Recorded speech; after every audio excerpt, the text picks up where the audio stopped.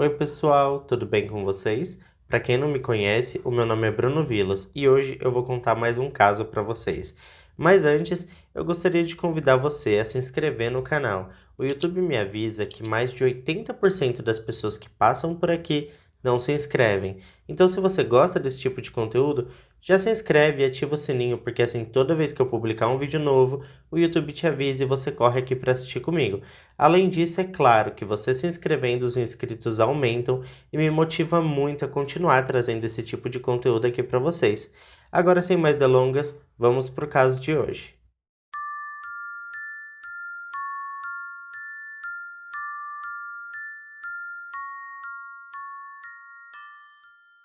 Rebecca Hayward nasceu no dia 28 de fevereiro de 1995, na cidade de Bridgend, no País de Gales. O País de Gales é um país localizado no sudoeste da Grã-Bretanha. A Grã-Bretanha, por sua vez, é uma ilha onde se encontram as nações da Inglaterra, Escócia e País de Gales. Todas estas nações, incluindo a Irlanda do Norte, que fica em uma ilha ali pertinho também, formam o tão famoso Reino Unido. Bom, pessoal, agora que já nos localizamos e sabemos direitinho onde a Rebecca nasceu, portanto, aonde se passa esse caso, vamos continuar falando dela. A Rebecca era a filha mais velha de 3 irmãos. Ela tinha uma irmã mais nova chamada Jessica e um irmão mais novo chamado Jack, e os três eram muito apegados. Rebecca foi descrita por seus amigos e familiares como uma garota doce, simpática, educada e dedicada aos estudos. Enfim, todos só tinham elogios a fazer em relação à jovem. Inclusive, alguns de seus amigos chegaram a dizer que mais de uma vez Rebecca entrou em brigas para defendê-los, ou seja, ela era bem leal a quem tinha algum tipo de carinho. Quando Rebecca tinha apenas 13 anos de idade, ela conheceu Joshua Davis, de 14 anos de idade. Ela rapidamente pensou que havia encontrado seu príncipe encantado. Joshua também começou a desenvolver sentimentos por Rebecca e em pouco tempo eles começaram a namorar. Joshua foi o primeiro namorado de Rebecca e ela estava cegamente apaixonada. Eles passavam muito tempo juntos, sempre estavam um na casa do outro. Eles eram tão parecidos, pelo menos na visão da Rebecca, que certa vez ela comentou com uma amiga que Joshua era como se fosse ela em uma versão masculina. Pelo fato deles estarem frequentemente um na casa do outro, toda a família de Rebecca já conhecia Joshua e todos gostavam muito dele, inclusive os irmãos mais novos de Rebecca. A mãe de Rebecca o tinha como um filho e o pai dela tinha uma enorme admiração pelo genro. Joshua tinha um interesse bastante peculiar. Ele colecionava armas antigas e facas de caça. Não acho que isso seja um problema, mas para um menino da idade dele, soava um pouco incomum esse tipo de coleção, pelo menos na minha opinião. Mas a gente sabe que em alguns países essas coisas são super normais. Eu sei que tem gente aqui que me assiste do mundo todo, então deixa aqui para mim nos comentários se esse tipo de coisa é mais comum aí onde você vive. Eu sei que nos Estados Unidos essas coisas são super normais. Bom, ainda assim, o que causou mais estranheza para mim é que foi relatado pelos amigos de Joshua que várias vezes ele usava essas facas para meio que brincar com os amigos, assustando-os com as facas. Inclusive, ele chegou a correr com uma faca atrás da irmã da Rebecca, a Jessica. É claro que ela ficou morrendo de medo, afinal era apenas uma criança, mas as outras pessoas riam, levavam aquilo na brincadeira, como se fosse uma coisa totalmente normal e inofensiva. Fora isso, Joshua era um menino talentoso. Ele costumava fazer muitos desenhos, principalmente de monstros, e todos admiravam os seus desenhos, principalmente a sua namorada. Rebecca sabia reconhecer e admirar muito bem os talentos do namorado.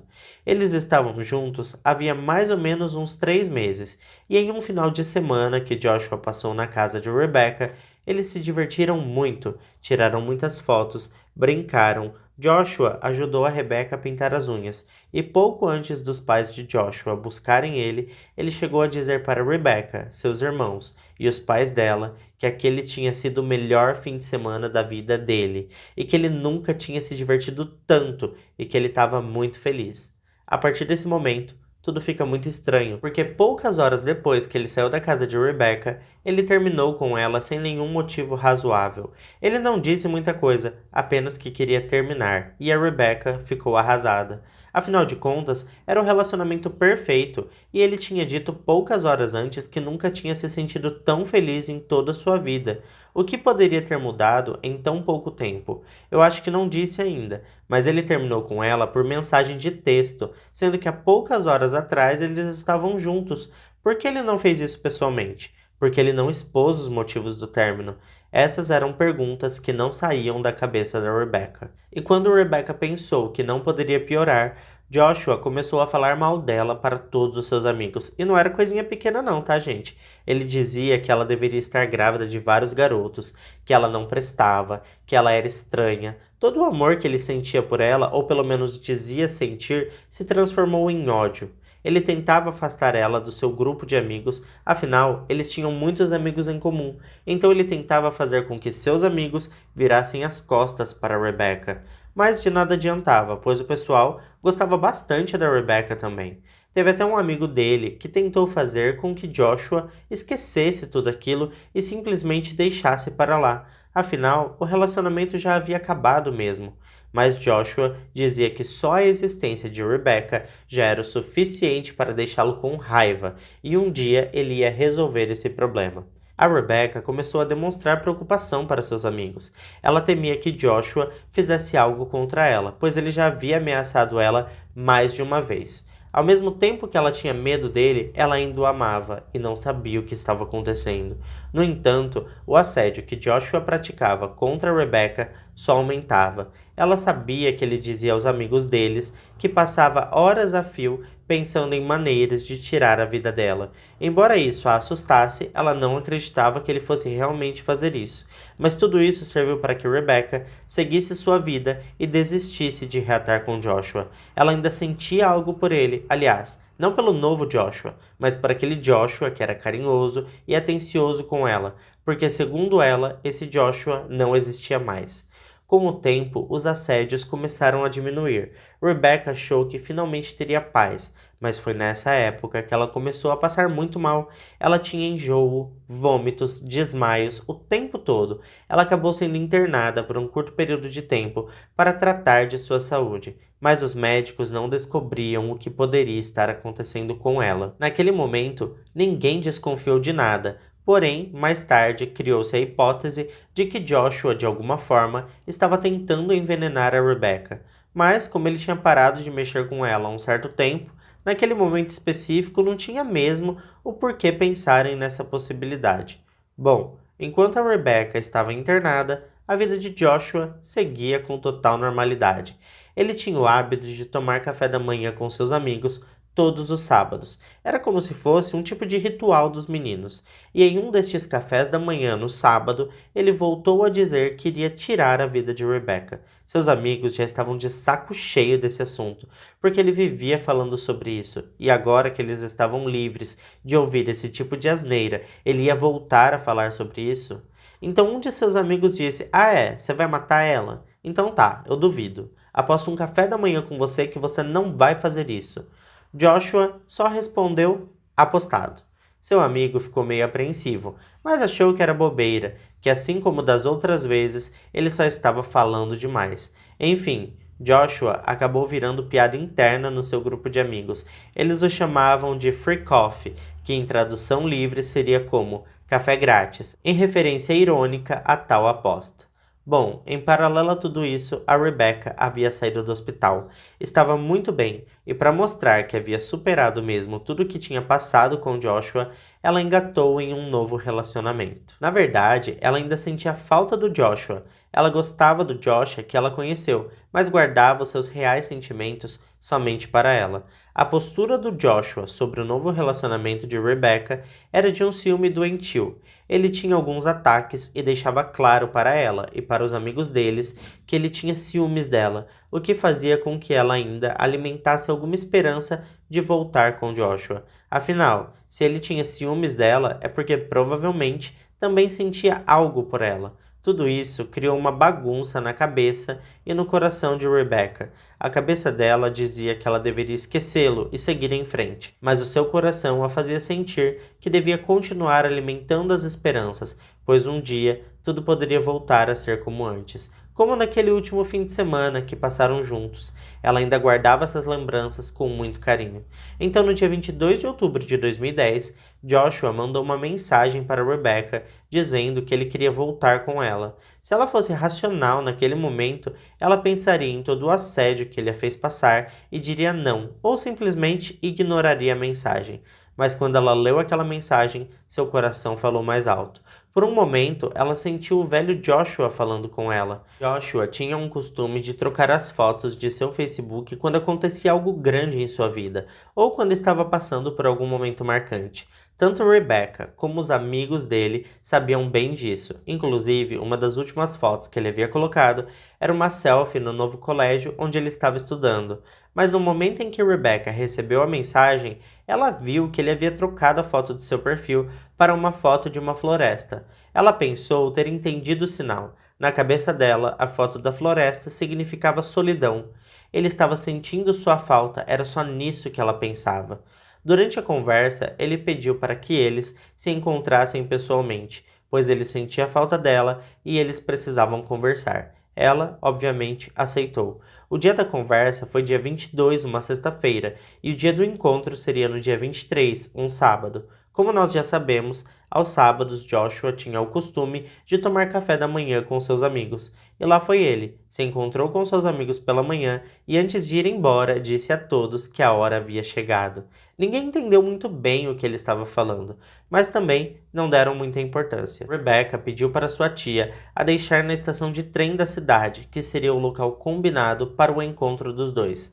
Rebecca chegou mais cedo e ficou esperando. Deu o horário do encontro e nada do Joshua. Já havia passado 10 minutos do horário combinado, quando ela recebeu uma mensagem de Joshua. Ele estava pedindo desculpas, mas precisava alterar o local do encontro, que era para ela ir até o parque, que ele estaria lá esperando por ela. Rebecca estava muito ansiosa para ver o seu amado. Ela tinha até comprado uma roupa nova para esse encontro. Então é claro que o local não seria o problema, e ela correu para o parque que ele havia dito. Chegando lá, nada de Joshua. Ela achou que ele deveria estar brincando com ela no mínimo. Então ela pegou o celular e ligou para a mãe dela. Ela disse que estava com medo de Joshua estar mentindo para ela, que talvez ele não quisesse voltar com ela, que fosse só uma pegadinha. Enfim, enquanto ela falava com sua mãe, ela recebeu outra mensagem de Joshua. Na mensagem, ele se desculpava mais uma vez e alterava o local do encontro novamente. E lá foi ela, e mais uma vez, nada de Joshua. Ela ainda estava na ligação com sua mãe. Ela ficou conversando com a mãe enquanto se dirigia para o novo local do encontro e continuou a chamada quando chegou no local. Foi quando Joshua finalmente apareceu. Ela avisou a mãe dela que Joshua havia chegado. A mãe dela perguntou: "Tem certeza que é ele? Está tudo bem aí mesmo?" Rebecca disse que sim, que era o Joshua e que eles estavam juntos, e nesse momento ela encerra a ligação com sua mãe. O que sua mãe não imaginava é que seria a última vez que ela ouviria a voz de sua filha. 4 horas após essa ligação, a tia de Rebecca, aquela que havia deixado ela na estação de trem, ligou para a mãe dela dizendo que não estava conseguindo falar com a sobrinha, que ela mandava mensagem, tentava ligar, mas não conseguia contato, e que já estava ficando preocupada. Então a Sônia, mãe da Rebecca, também começou a ficar preocupada. Afinal de contas, Rebecca não costumava desaparecer desse jeito. Por mais que ela fosse dormir fora ou algo do tipo, ela responderia as mensagens, ela avisaria a família, ela não sumiria dessa forma. Sônia então entrou em contato com os amigos da filha, mas nenhum deles sabia nada sobre a Rebecca. Preocupada, ela pegou o carro, junto com a tia da Rebecca, e começou a procurar pela filha. Os amigos de Joshua, que sabiam também do encontro dele e da Rebecca, começaram a ligar para ele, mas ele recusava todas as chamadas. O celular da Rebecca já estava desligado e as ligações passaram a cair na caixa postal. Então, por volta das 21 horas daquele mesmo dia, a mãe da Rebecca foi até a polícia e denunciou o desaparecimento da filha. 1 hora depois de sair da delegacia, Por volta das 22 horas, Joshua finalmente atende a ligação da mãe de Rebecca. Sonia perguntou para ele sobre a filha e, para a surpresa dela, ele disse que não tinha visto ela naquele dia. Então a Sonia, ela ficou, acho que desorientada seria a palavra mais correta. Porque assim, a Rebecca disse para ela que estava com o Joshua e agora Joshua disse para ela que não esteve com a Rebecca. Será que a Rebecca estava enganando a família ou será que a Rebecca foi enganada? Porque a Sonia lembra de ter achado estranha a troca do local do encontro e ainda confirmou com a filha que era realmente o Joshua que havia chegado. Enfim, ela contou tudo isso para o Joshua e ele demonstrou muita preocupação. Disse que ajudaria a encontrá-la e que estava devastado com a notícia de que Rebecca poderia estar em perigo. Sonia acreditou em Joshua e aceitou a sua ajuda para encontrar a filha. Joshua, assim como todos os amigos de Rebecca, fizeram postagens nas redes sociais para auxiliar na busca pela garota. Todos estavam empenhados em encontrá-la. No dia seguinte, chegou a passar no noticiário a notícia do desaparecimento da jovem, ou seja, a situação já tinha tomado grandes proporções. Quando passou na TV sobre o desaparecimento de Rebecca, um dos amigos dela e do Joshua, que ainda não estava sabendo do ocorrido, ficou sabendo, e quando ele entrou no perfil do Joshua para perguntar e entender melhor tudo o que estava acontecendo, ele viu que o Joshua havia trocado a foto do perfil por uma foto de uma floresta local. Lembra que eu disse lá no começo que ele só trocava a foto do perfil com grandes acontecimentos e que a Rebecca até tinha achado que ele colocou aquela foto pois estava se sentindo solitário? Pois bem, esse amigo do Joshua interpretou essa troca de foto de uma outra maneira. Para ele, essa foto significava que ele tinha feito algo com a Rebecca e que o corpo dela estava naquela floresta. Ele então contou toda a história para seus pais, e os pais dele ligaram para a polícia dando as mesmas informações. A foto do perfil do Joshua era de uma floresta com um tipo específico de árvores. A polícia foi até a floresta local com esse mesmo tipo de árvores, e em pouco tempo de busca encontraram o corpo já sem vida de Rebecca. Aparentemente, ela tinha sofrido diversos golpes de pedra na cabeça. Poucas horas depois, Sonia recebeu a notícia de que sua filha, que neste momento estava com 15 anos de idade, havia sido encontrada na floresta, deitada de bruços no chão, já sem vida. A polícia, de imediato, desconfiou do Joshua e pediu a prisão preventiva do garoto. Mas ele era tão manipulador e dissimulado que ele havia convencido até a família de Rebecca de que ele não tinha feito nada disso, tanto que a mãe da Rebecca chegou a ir até a delegacia pedir para soltar ele, pois jamais ele faria isso com a filha dela, mas é claro que ela não conseguiu libertá-lo. Os únicos que não caíram no papo de Joshua eram justamente os seus amigos, que constantemente ouviam ele dizer que tiraria a vida da pobre menina. E inclusive, no dia do seu desaparecimento, ele chegou a dizer para um de seus amigos que ele ia cobrar o café da manhã que ele tinha ganhado, se referindo a tal aposta do free coffee. Eles achavam que Joshua era o único responsável por tirar a vida de Rebecca. Bom, Joshua estava preso preventivamente, mas a promotoria ainda precisava montar o caso. As investigações começaram e uma coisa curiosa é que encontraram na casa do Joshua várias garrafas de veneno, o que fez com que todos acreditassem que realmente quando Rebecca estava doente, ela na verdade poderia estar sendo envenenada aos poucos por Joshua. Em julho de 2011, ele foi acusado formalmente de tirar a vida de Rebecca. As autoridades não conseguiram provar que ele tentou envenená-la anteriormente, mas conseguiram provar através de mensagens e testemunhas que ele era o culpado pela morte da garota. Joshua nunca assumiu a culpa. Ele chegou a dizer que ele saiu sim com a Rebecca, mas que tinha um outro amigo deles junto e que esse amigo ficou irritado com uma brincadeira que eles fizeram e acabou por golpear a Rebecca com as pedras. Mas essa estratégia de defesa não colou, pois eles já tinham provas o suficiente contra o Joshua. Tinha mensagem dele cobrando o café da manhã da aposta, além de uma testemunha-chave que era um amigo de Joshua, o qual ele havia convidado para ver o corpo da Rebecca. Segundo esse amigo, Joshua confidenciou a ele que antes de golpeá-la com as pedras, ele tentou quebrar o seu pescoço, mas não imaginou que seria tão difícil. Com todas essas evidências contra ele, não tinha mais o que ser feito, e no dia 2 de setembro de 2011, ele foi considerado culpado de premeditar e executar o assassinato de Rebecca Hayward e sentenciado a 14 anos de prisão. A mãe de Joshua Davis estava chorando no momento em que a sentença foi deferida, mas ele não demonstrou nenhuma emoção quando o veredito foi lido. O juiz Dr. Lloyd Jones determinou que Davis cumpriria boa parte da pena antes que pudesse entrar com um pedido de liberdade condicional. 7 anos após sua prisão, em outubro de 2018, Joshua finalmente admitiu ter tirado a vida de Rebecca.